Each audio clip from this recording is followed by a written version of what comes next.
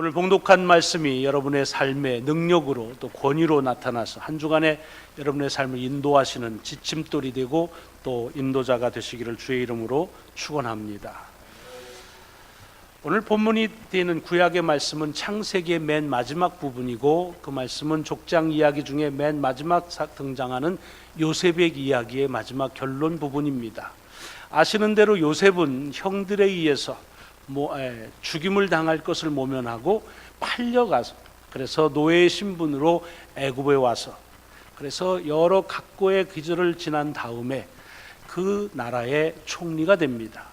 물론 자기의 노력도 있고 성실함도 있었지만은 그것은 하나님의 섭리였고 하나님의 인도하심이었다고 그렇게 요셉은 고백을 합니다. 그래서 요셉이 이렇게 총리가 됐을 때 마침 주변 국가가 다 흉년이 들어서, 그래서 이 요셉의 형들이 사는 가나안에도 스스로 어떻게 식량의 문제를 해결할 수가 없을 만큼 궁핍해져서, 그래서 애굽으로 식량을 구하러 왔다가 아주 드라마틱하게 그 동생 요셉을 만나게 됩니다. 좀 더 정확히 말하자면 요셉이 알아보고 형들을 받아주는 그런 일들을 아주 감격적으로 그렇게 일어납니다.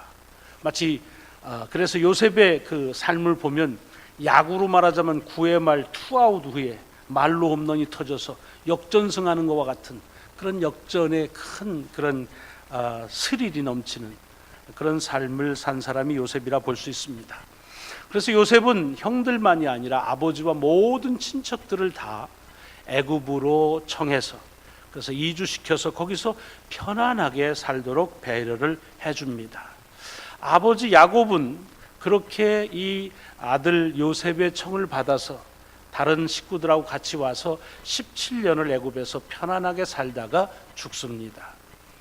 아버지가 죽으면서 자기가 이 애굽에 묻힐 것이 아니라 가나안 땅, 하나님이 택한 땅에 묻히기를 원한다 해서, 그래서 요셉이 그 아버지의 유언을 따라서 정중하게 아버지의 시신을 가나안 땅에 묻습니다.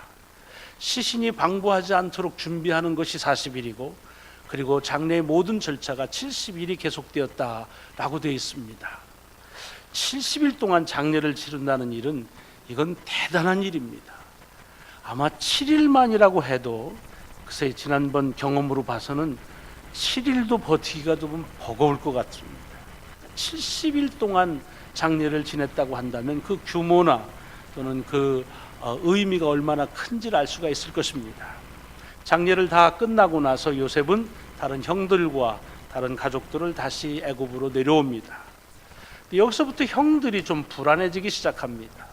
왜냐하면 아버지가 살아계실 때는 그래도 아버지 때문에 요셉이 자기들을 그냥 두었는데 그냥 둘 것 같지가 않은 것입니다. 왜냐하면 자기들이 요셉에게 한 그 좀 속된 말로 짓이 있기 때문에 그렇습니다. 자기를 죽이려고 하고, 그리고서 웅덩이에 파묻어 버리고, 그리고서 돈을 주고서 판매했던 그런 자기들의 행실이 있기 때문에 그게 계속 걸리는 겁니다. 그리고 그 걸림이 그것이 저를 두렵게 합니다. 여러분, 죄는 그런 것입니다. 우리 속에 해결되지 않은 죄는 조금씩 피할 수는 있을지 모르지만 언제든지 우리를 다잡아서 우리의 삶을 두렵게 하는 일들을 이어가고 있는 것을 볼 수가 있습니다. 그래서 또 꾀를 냅니다. 어떤 꾀를 내느냐 하면 요셉에게 찾아가서 이렇게 얘기합니다. 아버지가 돌아가시기 전에 우리에게 유언을 하셨는데 당신한테 가서 이 말을 꼭 전해라고 했습니다. 그리고 이 말은 무슨 얘기냐 하면, 요셉아, 네 형제들이 너에게 나쁜 짓을 해서 네 마음이 상했겠지만 이제는 네 형제들을 다 용서해 주라.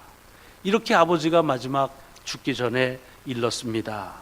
그러니 우리를 용서해 주십시오 라고 이릅니다. 거짓말이지요. 성경에 보면 그렇게 야곱이 얘기한 그런 기록이 없습니다. 두려움 속에서 이제 또 다른 거짓을 낳는 것을 보게 되어집니다. 자, 지난 20년 가까이 형들을 배려하는 요셉의 사랑 가운데 살았으면서도 그 속에서 해결되지 못한 죄는, 용서받지 못한 죄들은 저를 계속해서 두려워하게 만들고 저의 발목을 붙잡고 있는 것을 보게 되는 것입니다.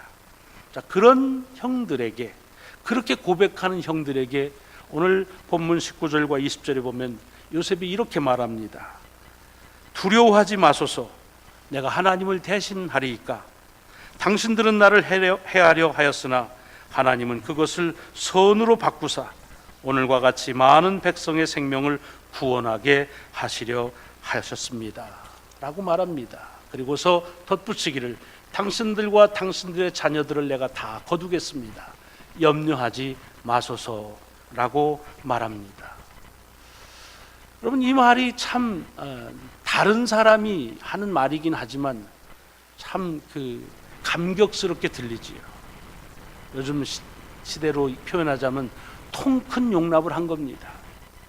이렇게 말할 수가 없는데 어떤 체형을 가해도 누구도 요셉에 대해서 그가 가혹하다고 잘못한다고 지나치다고 말할 수가 없는데 전혀 그런 체벌을 가하는 것은커녕 오히려 그들이 한 것들이 자기의 지금 있게 한 그런 결과를 가져왔다고 그렇게 용납하는, 어떻게 이런 말을 할 수 있고 이런 용서를 할 수 있을까 부럽기도 하고, 또한 그런 삶을 산 요셉이 많이 높아 보입니다. 이 즈음에서 어떻게 이 요셉이 이렇게 용납할 수 있을까라고 할 때 여러 가지 생각이 우리 속에 들게 됩니다. 제일 먼저 드는 것은 결과론적인 그런 생각입니다. 다시 말씀드리면은 요셉이 지금 총리가 됐으니까, 뭐 부족할 게 없으니까, 잘 됐으니까, 결과가 좋으니까, 그러니까 비록 동기가 나쁘고 그 수단과 방법이 조금 옳지 않았더라도 결과가 좋으니까, 그러니까 다 묵인하고 그리고 용납하는 것이다 라는 생각이 많이 듭니다. 왜냐하면 우리도 그런 생각을 가지고 많이 삽니다. 여러분, 옛 속담에서 저는 없어져야 될 속담 중에 하나라고 보는데, 우리 속담에 이런 말이 있죠. 모로 가도 서울 간다. 꽁 잡는 게 매다. 이런 말. 이건 없어져야 될 속담입니다. 그러나 그것이 얼마나 결과론적인 우리의 삶의 사고 구조를, 그것을 오랫동안 그렇게 지녀온 것인지, 그래서 속담이 된 것인지는 모릅니다. 우리 속에 그런 마음이 있다는 것입니다. 잘 되면 다 괜찮다는 겁니다. 결과가 동기가 음흉해도, 또 수단과 방법이 조금 졸렬해도 결과만 좋으면 좋다. 그래서 뭐라 그럽니까? 남자들 모험은 용서받는다고요? 돈 많으면 용서받아요. 이복남 원사님, 돈 많으면 다 용서받는데요. 그러니까 뭐 어떻게 돈을 벌었는지 상관없어요. 돈만 많으면 되는 거예요. 여러분, 요즘에 목사들에게도 그와 비슷한 농담을 합니다. 교인만 많으면 목사는 다 용서받는 데입니다. 어떻게 목회를 하든지 교인만 많이 모이면 그 목사는 용서받는다는 것입니다. 결과론적인 얘기입니다. 이것이 그냥 비아냥거리는 것이나 그냥 여러분들이 동의 못하는 그냥 세상 속에 속물들이 하는 얘기라고 그렇게 말하지 마십시오. 우리 가운데 그런 일들이 깊이 들어와 있습니다. 결과론적으로 인생을 보는 것, 여러분, 아무리 결과가 좋아도 옳지 않은 동기는 옳지 않은 것입니다. 아무리 결과가 좋아도 수단이 그릇된 것은 그릇된 것입니다. 그러므로 오늘 본문 속에서 요셉이 자기의 형들의 그 나쁜 의도와 계획과 그 시도들을, 그것을 그대로 용납하는 것은 내가 이렇게 좋아졌으니까, 그러니까 하는 결과론적으로 본다고 하는 것은 오해입니다. 왜냐하면 이것은 제 추측이 아니라 성경 창세기에 기록되어있는 요셉의 이야기를 보면은 그가 이렇게 정말 많은 것들을 가는 좋은 결과물을 갖고 오기 전부터 한 번도 형제들에 대해서 노여하거나 그들의 죄를 묻겠다고 하는, 원수를 갚겠다고 하는 그런 원한을 품은 적이 없다고 기록되어져 있기 때문입니다. 그러므로 우리들이 주어지는 이 삶의 계획이 어떤 나쁜 계획 가운데, 동기 가운데 시작되어서 좋은 결과를 가졌다고 해서 묵과시키는 일은 옳지 않은 인생관입니다. 또 다른 게 있습니다. 또 다른 인생관은 인생은 세옹지마다라는 얘기입니다. 돌고 돌아서 지금 기쁜 게 내일 슬플 수 있고, 또 꼭 오늘 슬픈 것이 꼭 슬픈 것이 아니라 기쁠 수 있다. 그냥 그렇게 흘러가는 대로 가자 하는 얘기입니다. 여러분, 이것도 옳지 않은 것입니다. 인생은 세옹지마가 아닙니다. 인생은 그냥 그렇게 흘러가버리는 그런, 아무도 책임지지 않는 그런 삶의 역사의 과정이 아니라고 하는 것입니다. 그럼 만약에 인생을 결과론적으로만 본다고 한다면 성경 속에 나오는 사도 바울이라는 사람은 매우 참담한 결과를 가져온 사람입니다. 그 사람은 자기 스스로 원해서도 아니고 하나님께서 강권 주고 불러서 사도로 세우시고, 그래서 평생을 복음을 전하는 그 어떤 것보다도 거룩한 삶을 살았지만 마지막은 참수를 당합니다. 목이 목베임을 당해서 죽습니다. 여러분, 이것은 인생의 결과로 보자고 한다면 얼마나 억울한 일인지 모릅니다. 그러나 우리는 사도 바울의 인생을 참수를 당했기 때문에 그의 삶은 억울한 삶이었다고 말하지 않습니다. 그것은 바로 성경은 결과론적이나 또는 흘러가는 대로 사는 것이 인생이 아니라고 하는 것을 우리에게 말씀해 주고 있는 것입니다. 그렇다고 한다면 이 요셉은 왜 그 자기에게 나쁜 계획을 가지고 나쁜 시도를 했던 그 형들을 용납할 수 있었을까? 여러분, 아까도 말씀드렸지만은 이 나쁜 의도 때문에 이런 좋은 결과를 가져왔다고 해서 묵인되거나 용납될 수는 없습니다. 더군다나 나쁜 계획은 대부분 좋은 결과를 가져올 수가 없습니다. 이 형들의 나쁜 계획과 이 요셉이 총리가 되었다고 하는 이 결과와는 전혀 맺어지질 않습니다. 잇대어지질 않습니다. 여러분, 이 형들 가운데 한 명이라도 저들이 하고 있는 일들 가운데서 저희의 마지막이 이제 이 요셉에게 이런 찬란한 일이 일어날 것이라고 생각이나 했겠습니까?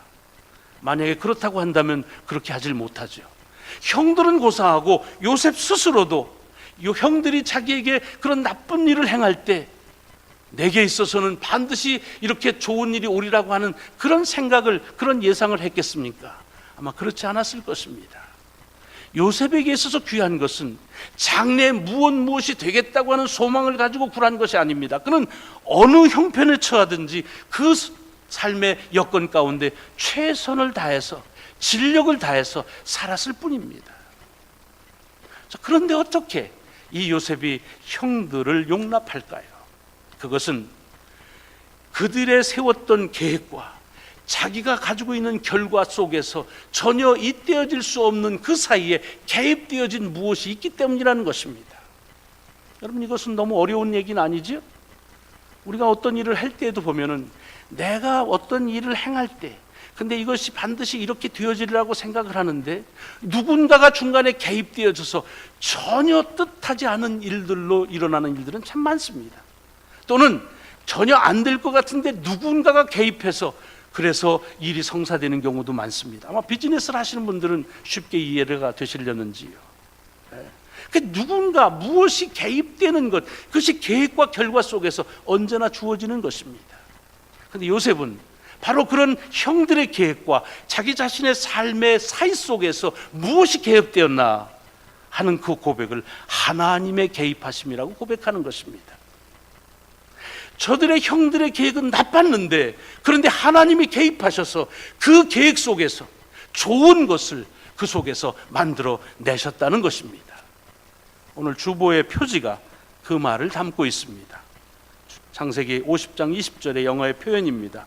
You planned something bad for me, but God produced something good from it 라고 되어 있습니다. 그러니까 하나님께서는 형들의 계획을 수포로 돌아가게 하시거나 그들의 계획을 바꾸신 것은 아닙니다. 하나님의 역사는 우리의 삶 속에서 보면은 계획을 바꾸시기도 하고 수포로 돌아가게 하시는 일도 있지만 많은 경우는 그런 나쁜 계획이 그대로 진행될 때 우리의 답답함이 있습니다. 그러나 요셉은 여기서 말합니다. 하나님은 이 형들의 나쁜 계획을 수포로 돌아가게 하시지 않고 그래서 형들도 자기들의 계획대로 흘러가는 것처럼 보였지만 그러나 그 계획 속에 개입하셔서 그 나쁜 계획을 좋은 것을 만드셨다고 하는 얘기입니다. 역사에 하나님의 개입하심에 대한 고백입니다.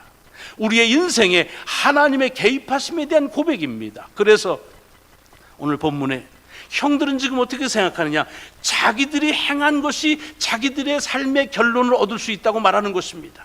그래서 옛날에 자기가 행한 것을 그대로 가지고 있으면서 그것이 오늘 우리에게 두려움으로 다가오고 요셉이 우리에게 그렇게 인과응보시킨다고 하는 그런 두려움에 가지고 있을 때 요셉은 말합니다. 내가 하나님을 어찌 대신할 수 있겠습니까? 무슨 소리입니까? 당신들의 계획이 나쁜 것입니다. 그러고 지금 내가 있는 것은 참으로 좋은 것이지만 그 사이에, 연결되어질 수 없는 사이에 하나님이 개입하시고 하나님이 계시다는 것입니다. 그러므로 내가 그 개입하신 하나님의 역사에 대해서 뭐라고 말할 수 있겠습니까? 라는 것입니다. 여러분, 이것이 요셉의 이야기고 옛날의 이야기고 남의 이야기이기 때문에 객관화시키긴 쉽지만 우리의 삶 속에서 우리의 신앙과 삶을 이렇게 보는 일은 그리 쉬운 일은 아닙니다. 우리가 살면서 왜 실망합니까? 내가 계획했는데 이 비즈니스가 내 계획대로 안 될 때 실망합니다. 그 말은 무슨 소리입니까? 나의 계획이 내 계획하면 그대로 될 거라고 하는 계획에 대한 신뢰 때문입니다. 더 어려운 일은 무엇입니까? 다른 사람의 개입입니다. 다른 사람이 나쁜 그런 괴력을 가지고 있지도 않은 거 가지고 나를 이렇게 책략하고 그리고 모함하는 일들, 이것 때문에 낙심하고 상처 입는 경우가 어디 한두 번입니까? 왜냐하면 그 책략이 나의 지금을 낳게 했다고 생각하기 때문에 그렇습니다. 괜히 그런 소리 해도 뭐 상관없어 라고 말하면서도 여전히 그것이 나를 붙잡고, 그래서 무엇인가 잘못되어질 땐 그것 때문이 아닌가 하는 생각 때문에 두려워하기도 하고 그리고 화가 나기도 하고 근심하기도 하는 경우를 계속해서 우리의 일상에서 경험하고 있다고 하는 것입니다. 이 말은 무슨 소리냐? 아직도 우리는 우리가 계획한 것에 의해서 내 인생은 결정되어진다고 믿는다는 것입니다. 여러분, 이것은 인본주의입니다. 사람의 생각이 그러므로 중요하다. 사람의 생각이 바르게 하면 그 바른 생각 속에서 바른 결과는 반드시 나온다고 하는 것. 그래서 긍정적인 사고, 적극적인 사고, 능동적인 사고를 매우 중요시하는 일들, 우리의 삶을 살아가는데 힘이 되는 말이긴 하지만 그러나 인생을 살다 보면 결국 그것이 적극적이고 능동적이고 긍정적인 사고라 할지라도 내 속에 오는 것은 그렇지 못할 때가 얼마나 허다한지를 모릅니다. 오히려 반대로 이것은 안 되는 계획이고 부족하다고 생각하는데 그럼에도 불구하고 그 일들이 내게 있어서 감당할 수 없는 그런 은총으로 다가올 때 또한 있습니다. 자, 이럴 때 우리는 어떻게 말하느냐 하는 것입니다. 아까도 얘기했지만 결과론적으로 말할 때가 많습니다. 아무리 결과가 좋아도, 아무리 과정이 좋았어도 결과가 나쁘면 그냥 다 소용없다고 얘기할 때가 많습니다. 여러분, 삶을 살아가시면서 특별히 인간관계 그렇게 하지 마십시오. 10년, 20년을 참으로 귀하게 삽니다. 그러나 어떤 문제에 있어서 어떤 것에 의견이 다른 것이라 한다면 그냥 그 20년, 10년 동안의 그런 관계들을 하루 삽시간에 없어지는 경우가 있습니다. 여러분, 이것은 계산적으로도 손해가 나는 일입니다.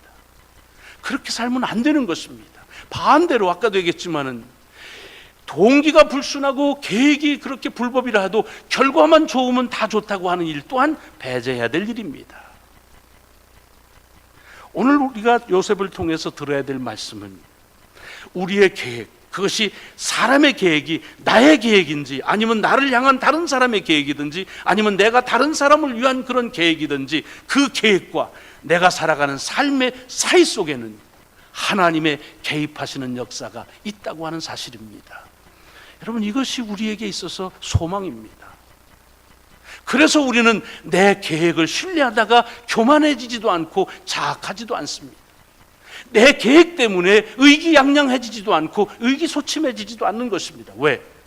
나의 계획이 그것을 통해서 내게 주어지는 역사 속에 하나님의 개입하시는, 우리가 알 수 없지만은 분명한 하나님의, 주님의 주권적인 역사가 있다는 사실 때문입니다. 오늘 본문이 되는 신약의 로마서의 말씀은 어떤 말씀입니까? 초대교회에 일어났던 교회 안에서의 갈등의 한 이슈를 얘기합니다. 무엇이 이슈였느냐 하면 그리스도인으로 살아가는 데 있어서 먹는 음식을 무엇을 먹느냐 하는 게 큰 이슈였던 적이 있습니다. 하나님이 지으신 건데 무엇을 못 먹겠냐, 다 먹자, 그런 분이 있었는가 하면 뭔 소리야, 고기는 우상 숭배한 거야, 그러니까 그건 먹으면 안 돼, 그러니까 채소만 먹는 것이 옳아 라고 하는 사람들이 있었습니다. 그러니까 이 두 부류가 싸웁니다. 저 사람들은 아직도 고기 문제가 해결되지 않아가지고서 그런다고 비아냥거리고, 또 한쪽에서는 아니 사탄을 숭배하는 일을 그렇게 먹고 나서 말이야 그걸 아직도 그렇게 있느냐라고 하면서 비판합니다. 또 하나가 날에 대한 얘기입니다. 날짜, 어느 날이 좋으냐, 한국은 봄, 가을로 이사하기 좋은 길이를 아예 뽑는다고 그러죠. 그래서 그날은 이삿짐 수고비가 완전히 다른 날보다 다르다고 그러죠. 그래서 또 그 많이 주고서라도 그날을 어떻게 받으려고 한답니다. 결혼이라도 하려면은 뭐 날짜 받는 일이 대단히 아주 뭐 시리어스하대죠. 왜 그렇습니까? 그거 다 신앙인들도 그럽니다. 그날은 안 좋아.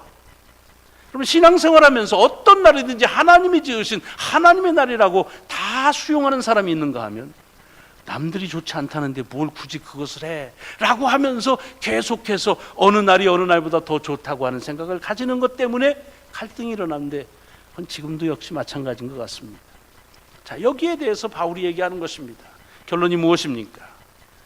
무엇을 하든지, 음식이 다 좋다고 먹든지 가려 먹든지, 날이 다 좋다고 행하든지, 어떤 날을 선별하든지, 그것은 무엇이냐? 그것의 이유는 하나님의 개입하심이요, 그것을 통해서 드리려고 하는 그런 결과물은 하나님께 감사하기 위한 것이 아니겠느냐. 그렇다고 한다면 나를 가리든 가리지 않든, 음식을 가리든 가리지 않든, 그 모든 것들에 하나님의 개입하심이 있다는 사실을 믿고, 그리고서 서로를 용납하라는 말입니다. 그러면서 얘기합니다. 우리가 살 때 자기 스스로를 위해 사는 자가 어디 있느냐. 여러분, 이것은 오해하시면 안 돼. 이 말은 모든 사람이 다 주를 위해 산다니까 자기를 다 버리고 헌신하고 주만을 위해 산다는 말이 아니라, 자기가 살아가는 삶의 날수를 자기 스스로 결정하는 사람이 어디 있느냐, 그런 얘기입니다. 죽음을 자기 스스로 정해서 죽는 이가 어디 있느냐, 이것입니다. 살고 죽는 것이 누구에게 달려있다? 하나님의 개입하심이라는 것입니다. 그런 맥락에서 보면 요셉의 삶에서 고백하는 것이나 바울의 고백이나 다를 바가 없습니다. 오늘 마태복음 18장의 말씀은 어떻습니까? 베드로가 어느 날 주님께 묻습니다. 주님, 우리한테 잘못한 놈이 있으면 몇 번을 용서해야 좋을까요? 우리말로 하면 3-4번이면 됩니까? 그런데 7번을 얘기합니다. 7번이라는 수는 대단히 온전한 수입니다. 그러니까 많이 용서하는 그런 극대치를 얘기하는 것입니다. 사실은 7번 용서하기도 어렵지요. 어렵습니다. 근데 주님은 뭐라고 대답하십니까? 7번이 아니라 7번씩 70번이라도 해라. 여러분, 이것을 잘 들으셔야 합니다. 이것은 용서의 분량을 얘기하는 것이 아닙니다. 용서의 횟수를 얘기하는 것이 아닙니다. 7번이라도 70번 하라는 말은 무슨 소리냐? 아예 용서한다는 생각을 갖지 말라는 겁니다. 그 말은 무슨 소리입니까? 다른 사람의 잘못을 잘못으로 카운트하지 말라, 그런 말입니다. 이 말씀을 보충하기 위해서 여기 24절부터의 예화를 하나 듭니다. 그 예화가 뭡니까? 엄청난 빚을 진 사람이 있는데 주인이 그 빚을 그냥 탕감해 줍니다. 그런데 그는 자기에게 갚을 수 있는 정도의 그런 빚을 진 사람이 안 갚으니까 그것 때문에 그를 잡아 넣습니다. 그런 비유를 가지고서 네가 얼마나 많은 탕감을 받았는데 고작 그 빚을 졌다고 네가 그렇게 행하느냐? 너도 그러면 네가 한 대로 내 빚을 물으리라, 이렇게 말합니다. 여러분, 이것은 이 탕감의 말름을 얘기하는 것이 아닙니다. 종의 속에서 주인의 개입하심, 우리말로 하면 하나님의 개입하시는 용서에 대한 것을 기억하라는 것입니다. 여러분, 우리의 삶에 하나님의 개입하심이 없었다면 용서라는 것이 우리에게 있을 수 있을까요? 하나님의 개입하심이 없었다고 한다면 우리 속에서 구원이라고 하는 것을 생각이나 할 수 있었겠습니까? 바로 그것입니다. 그래서 베드로에게 하는 주님의 말씀도 같은 얘기입니다. 오늘 요셉을 통해서 우리의 삶에 주는 도전입니다. 여러분도 아마 장래에 조금 금방이나 아니면 조금 후에 여러 가지 삶의 계획을 가지고 계실 것입니다. 여러분의 계획은 어떻습니까? 여러분이 그 계획 때문에 자신이 있으십니까? 한 석 달 미국 와서 영어 하면 잘 될 것 같은 그런 계획을 가지고 우리 김연진 집사님 조카 오셨습니까? 아마 그랬을지도 모르지요. 근데 다른 사람들은 막 웃습니다. 왜? 3달이 안 될 것 같다, 그런 겁니다. 그러나 기죽지 마십시오. 또 다른 계획들, 우리에게 많은 계획들이 있습니다. 그러나 우리는 그 계획 때문에 어떨 때는 의기소침해지고 계획 때문에 의기양양해질 때가 있습니다. 그러나 분명한 것은 나의 계획과 나의 삶에 있어서는 그 사이에 개입하시는 하나님의 역사가 있다고 하는 사실입니다. 그것은 우리가 알 수 없습니다. 매우 신비롭습니다. 매우 비밀스럽습니다. 그래서 어떨 때는 내 계획을 무참하게 무산히 밟힐 때도 있습니다. 어떨 때는 내 계획이 영롱하게 빛나게 할 수도 있습니다. 중요한 것은 오늘 본문에 봅니다. You plan something bad for me. 나를 위해서 나쁜 계획을 가졌지만 하나님이 개입하심으로 something good. 너에게 좋은 것을 내가 만들겠다. 이것이 요셉의 고백이고, 그리고 이것이 바울의 고백이고, 이것이 주님께서 제자에게 주신 고백이라고 한다면 오늘 우리에게 주시는 고백도 마찬가지일 것입니다. 우리의 계획이, 그것이 나의 계획이든 내가 다른 사람을 위한 계획이든 다른 사람이 나를 위한 계획이든 그 결과물과 오는 사이의 과정은 하나님의 주권적인 역사라고 하는 사실입니다. 우리가 바울의 삶을 귀하게 여기는 것은 그의 삶의 결과가 아니라 그 과정 때문입니다. 오히려 죽음조차도 삶의 한 과정으로 보고 매 과정마다 하나님을 의뢰하고 그 과정에서 역사하신 하나님을 바라봤기 때문에 우리는 그를 신앙의 본이라고 보는 것입니다. 여러분의 삶의 과정, 계획과 결과 사이의 그 과정은 여러분 스스로 하는 게 아니라 하나님이 개입하시고 하나님이 인도하시는 하나님의 역사라는 사실을 믿으시기를 주의 이름으로 축원합니다. 기도하시겠습니다. 계획 때문에 우리가 당돌할 때가 많습니다. 이 정도로 치밀하면 반드시 결과는 나올 것이라고 하는 생각에, 그러나 그것이 무너져서 허망할 때가 어디 한두 번이었습니까? 계획 때문에 우리가 불안하고 걱정될 때가 많습니다. 이 정도의 준비 가지고서는 아무것도 할 수 없다고 하는 절망과 스스로의 낙심에 빠져 있을 때, 그러나 우리의 생각 밖의 일들이 일어나 일을 만드는 일을 어디 한두 번 경험했습니까? 그럼에도 불구하고 우리는 여전히 우리 자신을 봅니다. 우리의 생각과 계획을 봅니다. 하나님, 옛날 잠언의 고백처럼 계획은 사람이 하나 이루시고 경영하는 이는 하나님이시라는 귀한 고백, 하나님의 우리의 삶에 개입하시는 역사를 요셉을 통해, 바울을 통해 다시 한번 들려주심을 감사합니다. 주님, 우리의 삶의 과정이 주님과 동행하고 있음을 믿게 하시고, 그래서 신비로운 하나님의 역사를 기대하게 하여 주옵소서. 예수 그리스도 이름으로 감사하며 기도드리옵나이다. 아멘.